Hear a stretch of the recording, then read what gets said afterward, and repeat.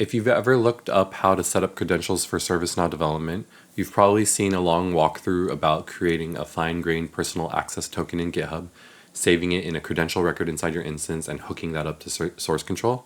But here's the gotcha for SDK. That whole process is for ServiceNow Studio. If you're building directly with the SDK, you don't need any of that.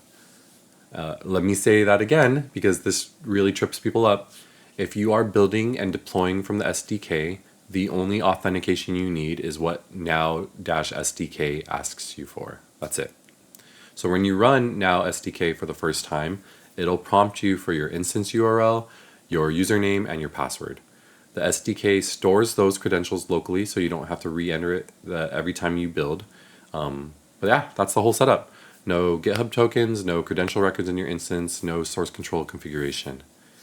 Where most people get confused is they find the official docs or community posts written by me about credentials.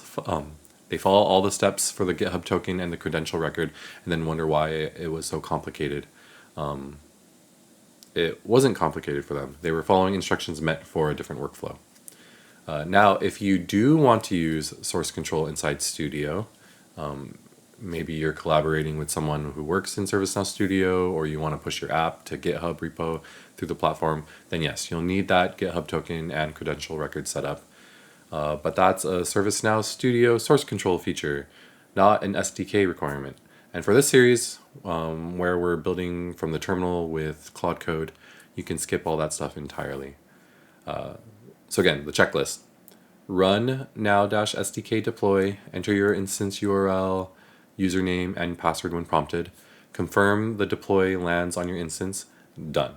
If you want to verify it worked, open Studio on your instance and check that your app shows up in the app list there. Another tip, if your deploy fails after you've already authenticated, double check that your instance URL is correct and that your user account has the right roles to install applications. Those are the two things that actually go wrong with SDK authentication, not tokens, not credential records, just URL and permissions. Okay, thanks. I'll talk to you in the next one.